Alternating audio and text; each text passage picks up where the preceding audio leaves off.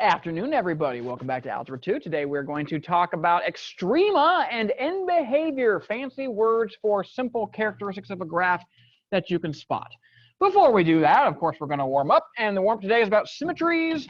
Is something even or odd? So before we dive into all that, let's talk about what that means one more time really quickly.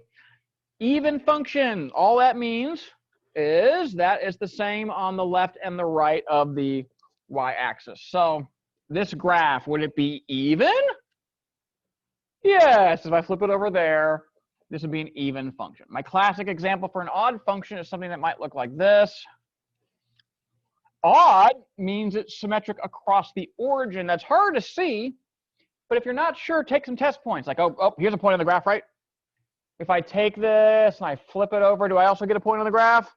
Yeah, here's a hump. What if I take this and flip it over the origin? Do I get another hump? Yes, I do. So it looks odd to me. That's kind of what odd is and what even is, and you need to know that for your test. I'm probably not going to test over just point symmetry and line symmetries around that nonsense, but specifically those two. Okay, so this one, it looks like one of the ones I just drew. Looks kind of odd to me, doesn't it? I would argue that I could take any point, flip it over the origin. Now, that's a great visual understanding. The equation should back that up. It's named odd because all the exponents should be odd. Are they? Yes, that's a 3, that's a 1, so this is definitely odd. Number 1, odd. Definitely. Okay, number 2. What's it look like? Any guesses? It looks odd. It looks kind of odd. First hour got me. I didn't look at the equation. I just looked at it and it looked kind of like this thing, right? Now, looks can be deceiving. And why is it not odd? There's an even and an odd exponent, right? So is it purely even? Purely odd? It's neither. Answer number 2? Neither. This is why you want both. You want to have a graphical understanding, but you also want to have an algebraic understanding. A lot of kids will just rely on the graph. Oh, the graph looks like this. The graph, I have no idea what the equation is or anything that we've been doing, but the graph looks like it. Well, you got to kind of have an understanding of both. Number 3. That looks pretty what to me? That looks even to me. It's got a square power. There's no power by the 2, or is there? Anybody know what I've been harping on? You can always multiply by something by x to the 0, and 0 is even. So this is even. And we're done. Mm-hmm. Go ahead. We got time. Yeah, I'm just trying to figure out this. So if something isn't shown to have an exponent, it is both odd and even. It's either to be a 1 or times to the x to do the power. If something, you can't just put an x in there. You can't put an x to the first because then there's an x, right? And the problem didn't have an x. It was just 2, correct? Now, you can always put something to the 0 because anything to the 0 power is 1. So I'm really just saying 2 is the same as 2 times 1. You cannot do this because this didn't have any x's. This means I have 0 x's. There's still no x's. But here I have 1 x, and that's not the same thing, so you cannot call it x to the first. All right, extrema and end behavior today. I will try to give you guys the short version. But I got to do enough examples that you get it. So please let me know when you get it, okay? I'll probably do 3 or 4 examples, but if you get after 2, just say shut up and go on, okay? Oh, okay. If you really do get it. Okay. Not because you want to sit there and play on your phone like a moron for 20 minutes at the end or something like that. All right, notes. Notes.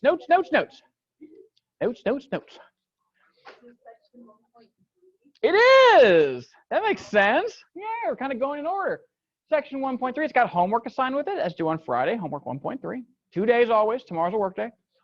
1.2 is due today, so hopefully that's done by the end of 3 o'clock, which is coming up really soon. And here is the start of your notes today. Section 1.3. There's the title. If you want to write down the title, be my guest. You can just write section 1.3. You could always go to the textbook and look at what that is. Found on page 23 of your online textbook. 2 concepts today. Only 2. Extrema and end behavior. They have some subtopics and things you gotta know, but they're not complicated. All right, let's dive right in. Ready? Topic number 1, extrema. Write down this box. This is essentially all the notes I have in vocab over Extrema. They mean very simple things with a bunch of fancy language. I will. Anytime I do a lesson, I'm going to record the video. As a backup, I will also upload the PDF. And I would recommend that you look at the PDF first, look through that. If something doesn't make sense, then really dive into the video and stuff like that. Or God forbid, read the textbook that's online. Or double God forbid, look it up on Google. That works too. YouTube, Google, Tinder. There might be something. Yeah, there's all kinds. There's all kinds of things about algebra on there.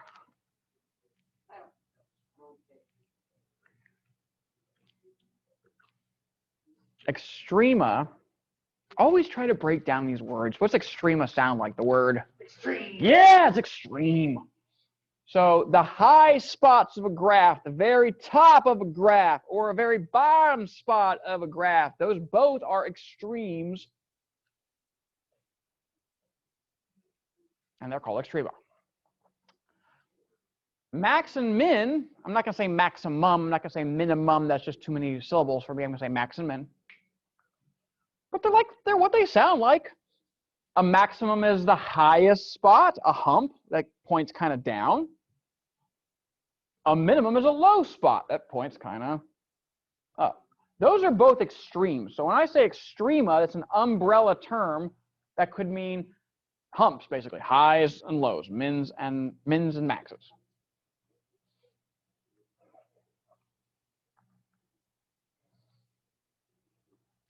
So essentially, this extrema thing is about humps in your graph.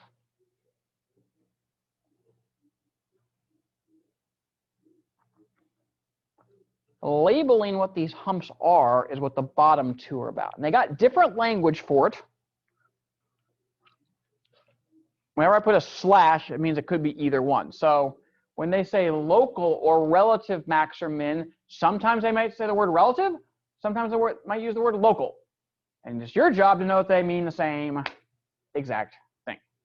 Reveal will probably say relative a lot. I will probably say local because it makes more sense to me. Same thing with the bottom one. There's something called a global or absolute max or min. Reveal will probably say absolute. I will probably say global.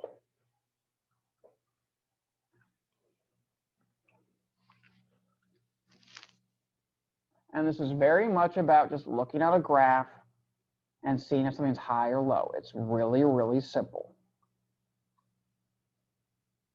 Of course, if you never learn what global max means and the test comes and it says, find the global max, you're screwed. So, gotta learn the words.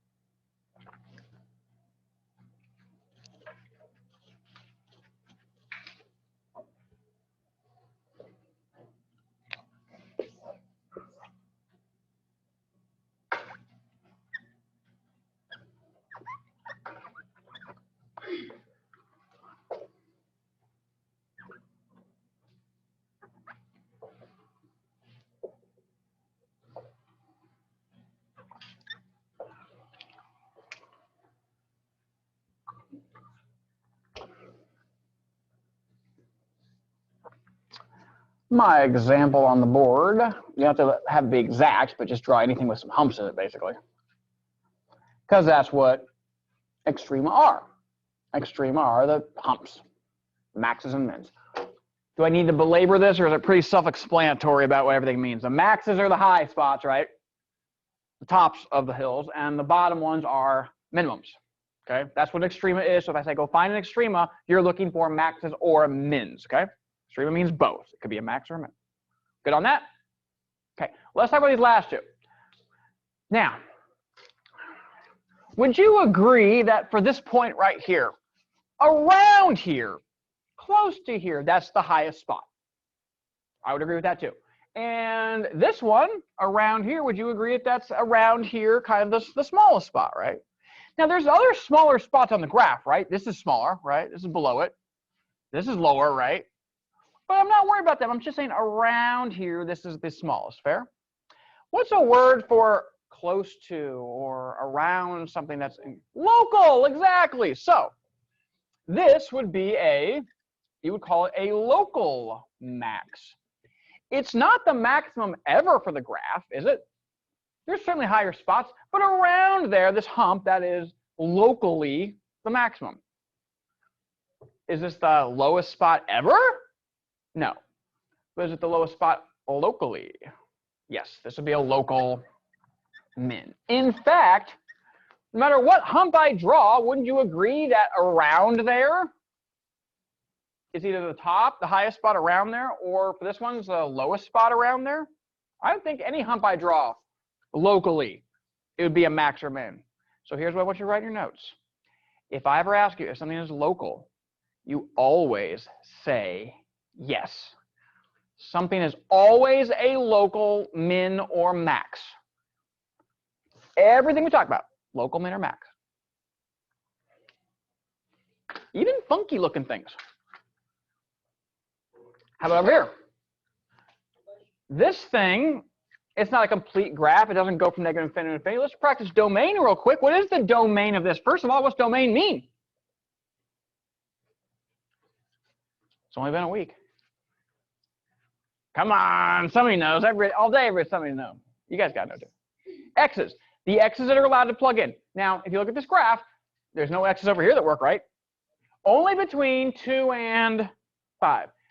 These are filled in. Does that mean I'm including 2 and 5? Yes, it does. That means my domain would be bracket. Bracket means I do include it, right? To 5. Just as a practice of domain real quick. Do you see any extrema? Which I mean by that humps, right? Basically. I would think that this is a max, correct? Is it locally around there a max? What do you always say? So this is a local max. And it's always good to tell me at where. On my graph at x equals 4. So local max at x equals 4. That'd be kind of an answer on your test right there. Do you see a minimum? This is a trick question here. Do you see a bottom curve? I don't. But the definition of these things are an extrema with a graph that is the highest, lowest point around a neighborhood, or for this one, on a graph's domain. Look at the whole domain. Is there a lowest spot somewhere on this? Is this around here, even though the graph doesn't exist over here, around here, is that the smallest spot?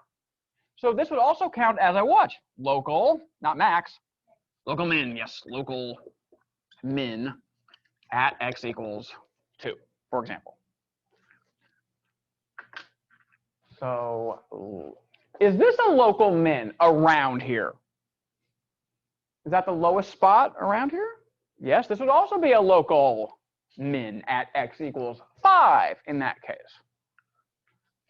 So does the local make sense? We're just kind of looking around that point. We're just looking for, is this the smallest point around here?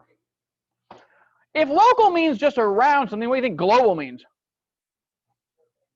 The whole thing. Globally, everywhere I'm looking. So this right here, is this the highest spot ever? No. That's not a global max. Is this the lowest spot ever? No. Is this the highest spot ever? Yes. This one would be a global max.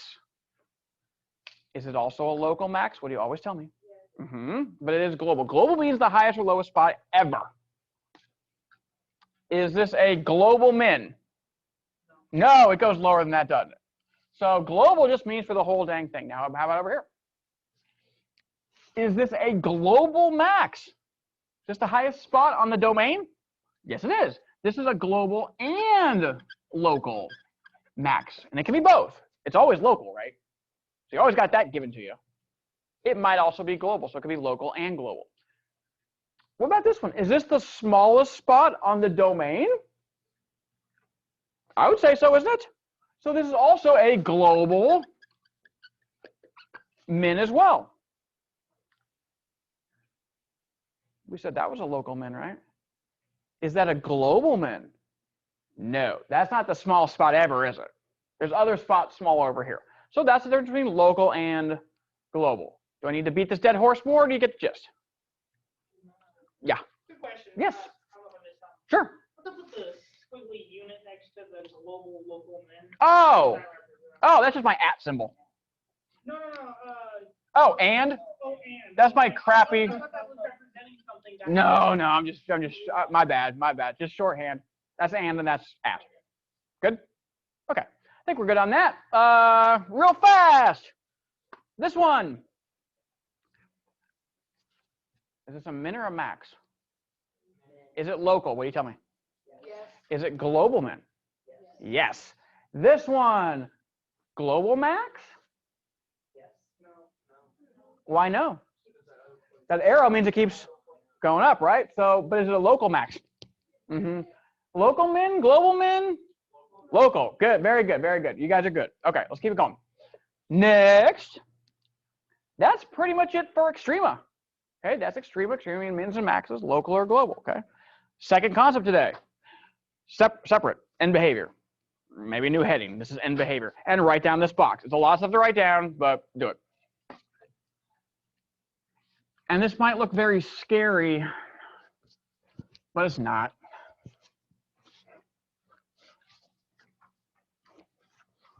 Once you get the gist down of this, you'll think it's just as easy as the last thing.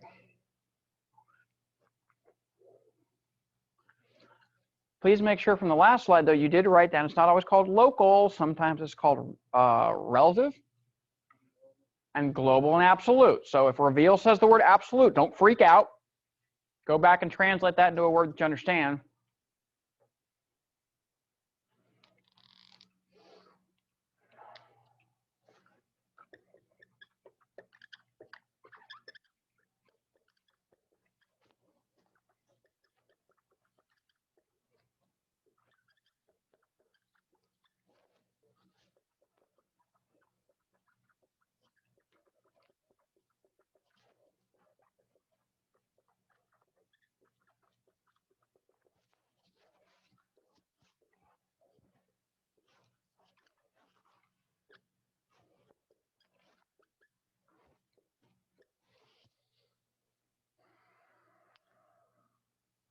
Yes, sir.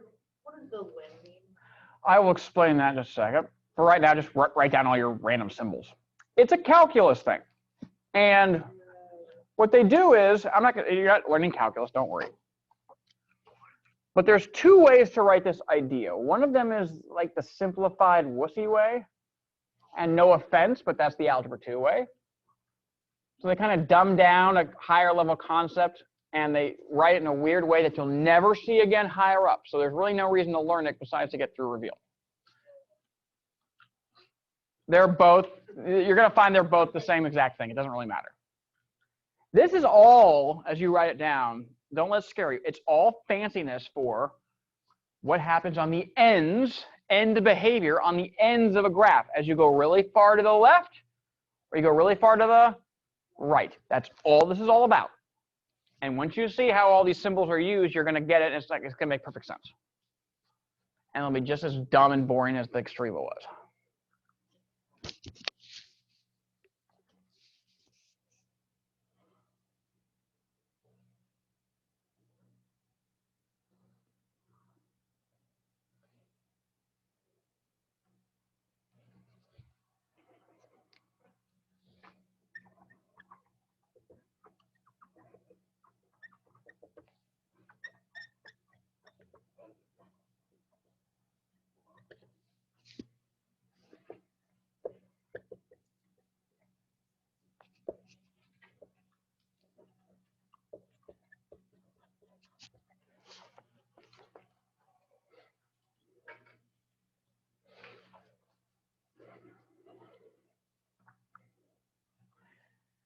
That lim thing stands for limit, and it just represents what do you get close to?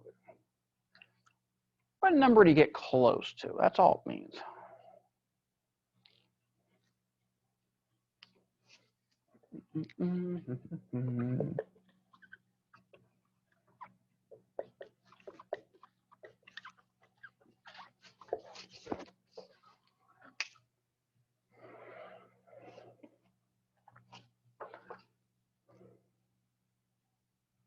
This is all about what y value, up and down stuff, you get close to as you either go to one side or the other.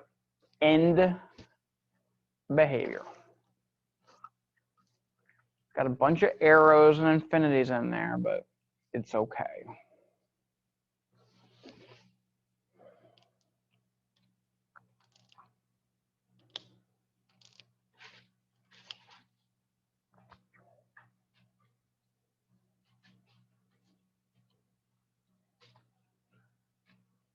I'm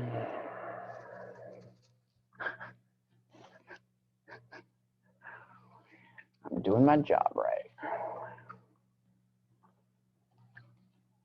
Are you trying to tell us that or reassure yourself? When I see a student with hand cramps from writing too much.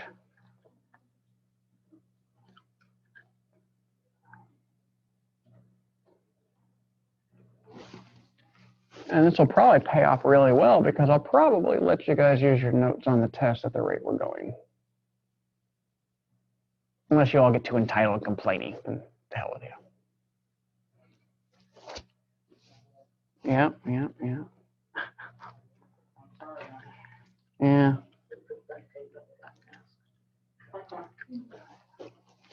How dare you be a normal teenage male?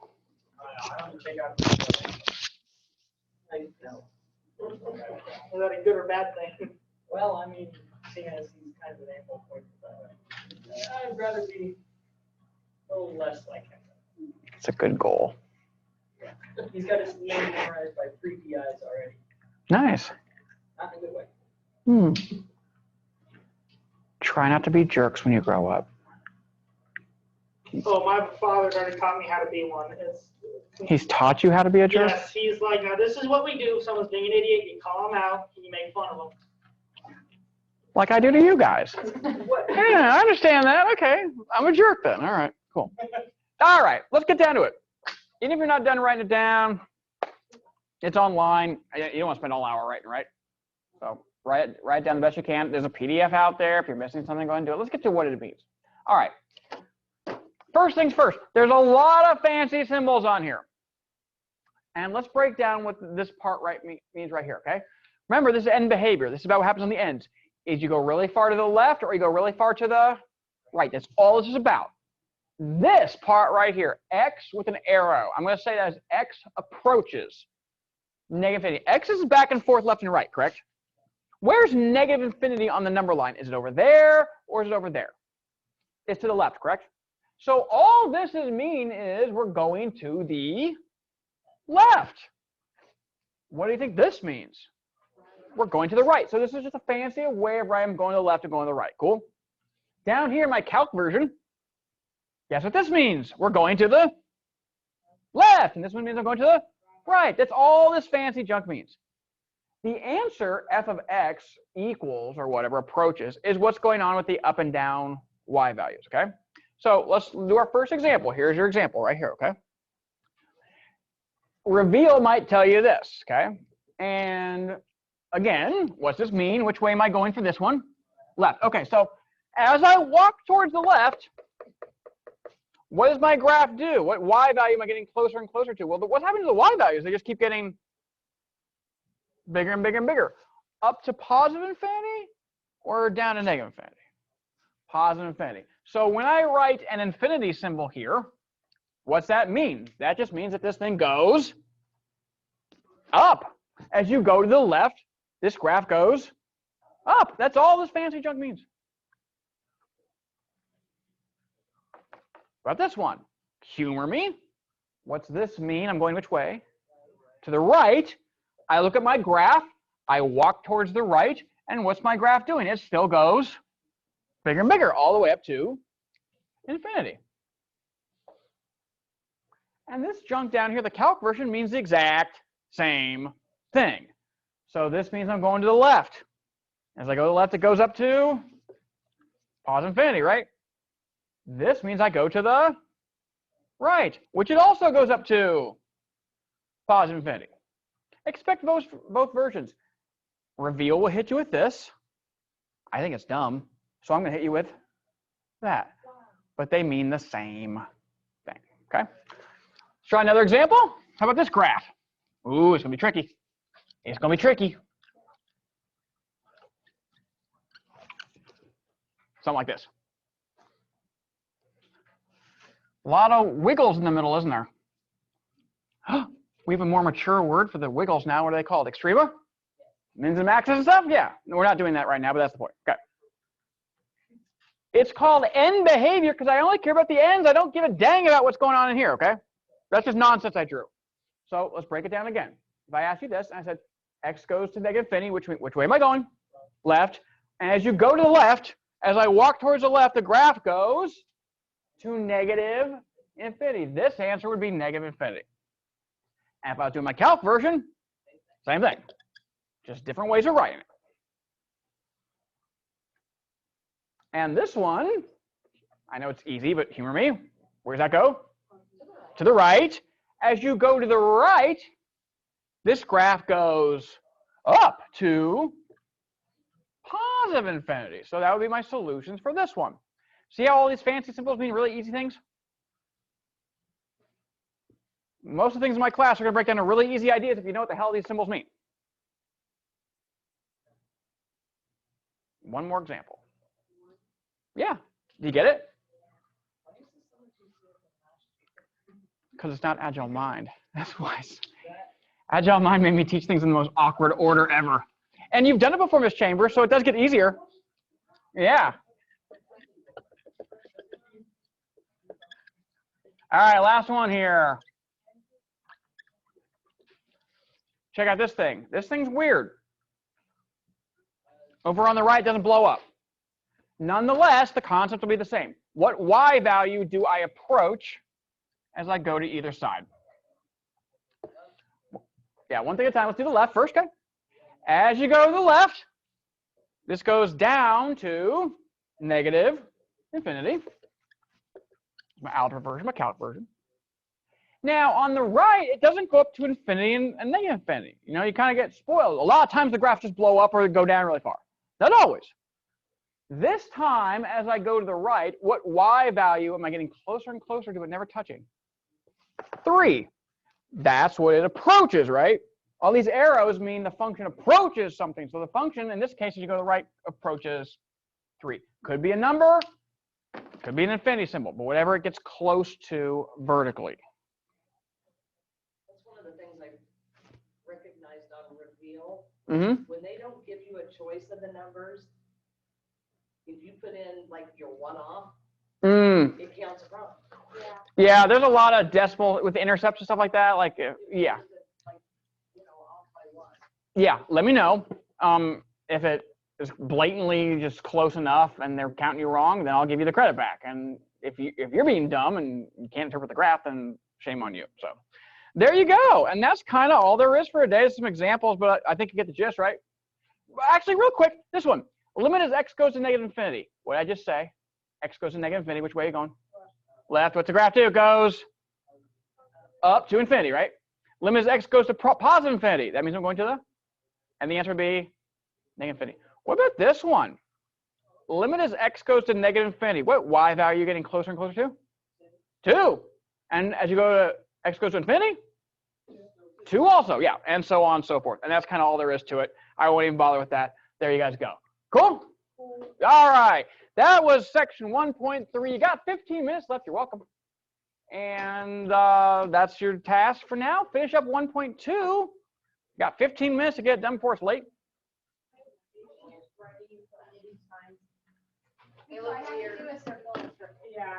I kind of do too. If you notice, my bottom's always bigger than my top, and it kind of creeps up. It's weird looking. I don't got time to. That's too much time. That's too. Yeah. Yeah, there you go. That works.